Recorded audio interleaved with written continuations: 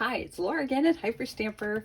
Today's antique junk journal is a real precious little sweetie. This is from 1889 and it's from the Elsie book series, which I've had quite a few of the Elsie books and I love them. They're very popular.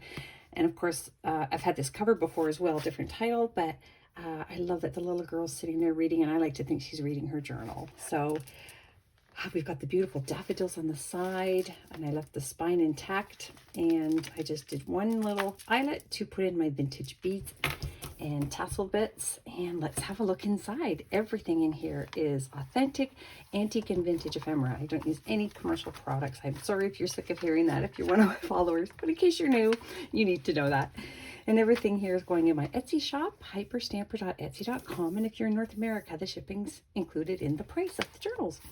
So this is the original first plate. There's Grandmother Elsie there, and the original first page. Then I've got this beautiful 1950s doily making page, and this looks like it's a new postcard because it's on glossy, but it is not, and it's got this really cool coloring effect. And this is actually from the early 1920s. Isn't that beautiful? I love it. And that's all mounted on top of a vintage highway road map, Highways of America. And then I've got this blank spot down here, and I love this page title that I added, The Key to Yesterday. That's just what journaling is all about, things that you've done and are thinking about and reflecting on the past.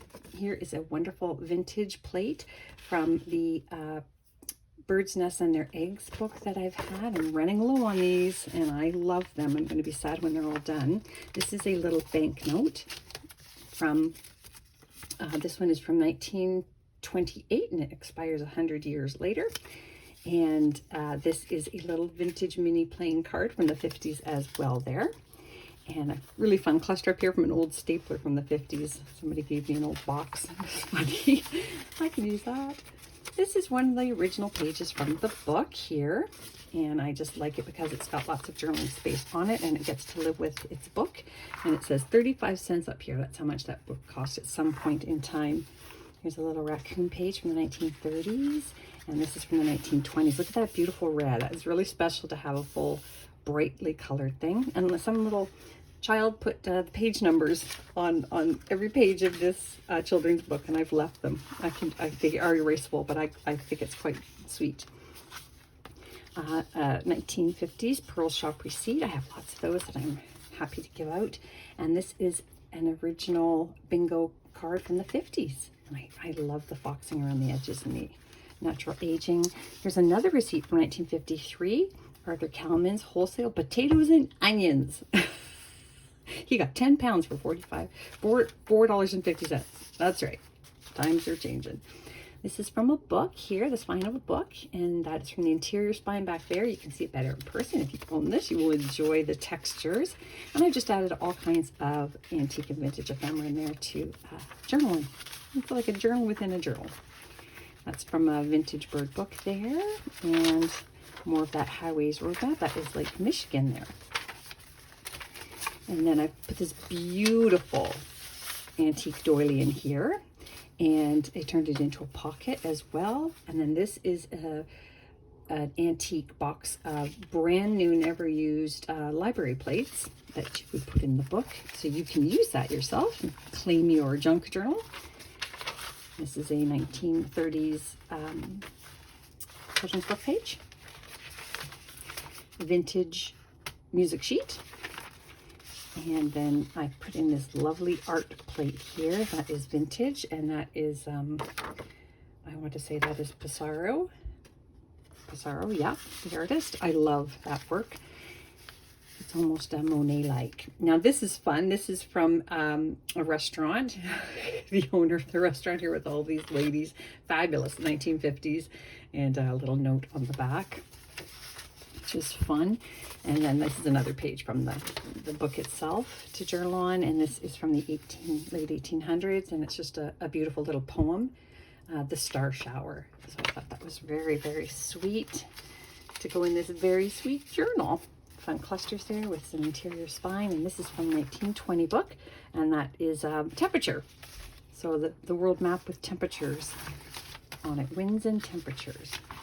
And then this is, of course, the inside of a very old book. People had been putting in their addresses. We've got a New York, Utica, New York, Oswego, and then we have here a great little magazine page from this is actually from a teen music magazine, and they've got the words to all these songs here and some, look at the record ad. Oh my God, that's so hilarious. Remember when nurses used to wear those hats? I'm gonna pretend I don't. There's a great home economics, how your dining room should look page. Pretty fun. And there is a vintage hanky that I don't believe was ever used, but it's got that beautiful embroidery on it, little pansy there. Isn't that beautiful? It's so soft. I wish you could feel it. Feel of vision would be nice, right? Another interior spine here, more children's book pages, 1950s theater arts magazines. Those are the plays of the day. And I love these monarch butterfly pages from a children's lesson book. Aren't they beautiful? And then we have 18th and 19th century history from the English literature book. Beautiful, early 1900s. It's 1955 plate from the Polish embroidery magazine, or book. And they are stunning. And lots of space to journal on as well. Don't always journal in any white space that you can find in a book. There's a lovely little poem here as well. I do. I take every little piece of white space and I journal. There's the other side of that theater World magazine, a vintage sewing book page, another plate here from an antique book, horseshoe, what they call them, blacksmiths. And this is from a book I turned into a journal several months ago. And it's a lovely little plate. And then here's another one here from Woman Tenderfoot, and that is great for journaling on. Really nice texture too. I love the textures of old paper, and they're all so different. Each publisher used a different style, quality of paper. You can tell if a book was expensive or not, sometimes just by the feel of the paper. And this is just a fun book from a fairy story book.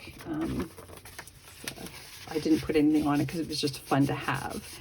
And this is a vintage school book paper, and this is from 1925 art education book, and it's all about patterns and graphing, kind of fun. Another cluster here. This is from another vintage book here on plants, indoor and outdoor plants. Oh my gosh, I'm having so much fun with this. And then here we go. This is wonderful. This is from 1895, and it's look at these ads. They're just fantastic. I love them. The skates. And just so much fun to read. Whoever owns this journal is going to have a lot of fun with that. And there is a great plate there from an antique book from the 1800s. And that is the last page of this book.